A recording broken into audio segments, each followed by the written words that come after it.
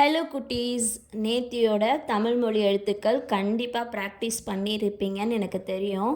இருந்தாலும் இன்றைக்கி ஃபஸ்ட்டு நேத்தியோட டே 1 ஃபுல்லாக ப்ராக்டிஸ் பண்ணிவிட்டு அதுக்கப்புறம் டே 2க்கு போவோம். எப்போவுமே டே 1 ஞாபகம் வச்சு எழுதி பழகிக்கணும். ப்ராக்டிஸ் பண்ணிங்கன்னா கண்டிப்பாக தமிழ் ரொம்ப ஈஸியாக இருக்கும். அதனால் ஃபஸ்ட்டு உயிர் எழுத்துக்கள், ஆயுத எழுத்து. இன்றைக்கி டே 2, அதனால் டே 2க்கு உங்களுக்கு நான் மெய் எழுத்துக்கள் கொண்டு வந்திருக்கேன். மெய் எழுத்துக்களும் ரொம்ப ரொம்ப ஈஸியாக இருக்கும். ஒரு 5 வாட்டி எழுதி பார்த்திங்கன்னா ரொம்ப ரொம்ப ஈஸியாக எழுதலாம், படிக்கலாம். கண்டிப்பாக இந்த வாட்டி இப்போ முயற்சி பண்ணி பார்த்து தமிழ் மொழியை ஈஸியாக கற்றுக்கலாம். வாங்க. ஃபஸ்ட்டு டே 1 என்னென்ன கற்றுக் கொடுத்தோன்னா உயிரெழுத்துக்கள் 12 கற்றுக் கொடுத்தோம். அ, ஆ, இ, ஈ, உ, ஊ, ஏ, ஏ, ஐ, ஓ, ஓ, ஔ. அடுத்தது ஆயுத எழுத்து 1. இது மட்டும் நேற்று ப்ராக்டிஸ் பண்ணியிருப்பீங்க. இன்றைக்கி டே 2. டே 2ல் என்ன பார்க்க போகிறோன்னா மெய் எழுத்துக்கள். டே 2ல் மெய் எழுத்துக்கள் பார்க்க போகிறோம். மெய் எழுத்துக்கள் 18.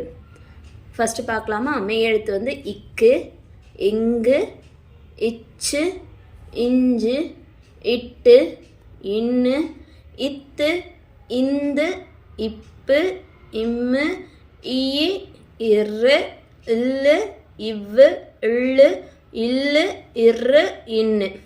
இதுதான் மெய் எழுத்துக்கள். திரும்ப ப்ராக்டிஸ் பண்ணலாமா? இக்கு, இங்கு, இச்சு, இஞ்சு, இட்டு, இன்னு, இத்து, இந்து, இப்பு, இம்மு, ஈ, இரு, இல்லு, இவ்வு, இள், இல், இர், இன். இந்த 18 எழுத்துக்களும் நீங்கள் கற்றுக்கிட்டிங்கன்னா போதும். ரொம்ப ஈஸியாக உயிர்மெய் எழுத்துக்கள் எல்லாமே கற்றுக்கலாம். ஃபஸ்ட்டு டே 2ல் டே 1 ஃபஸ்ட்டு ரிவிஷன் பண்ணிவிட்டு டே 2க்கு வாங்க. அப்போ தான் உங்களுக்கு ஈஸியாக ப்ராக்டிஸ் ஆகும். 5th வரைக்கும் இருக்க பிள்ளைங்களுக்கு ஈஸியாக இது மனப்பாடமே ஆகிடும்.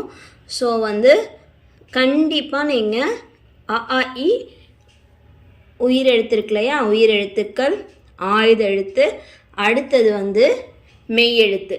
இது எல்லாமே பழகிக்கணும்.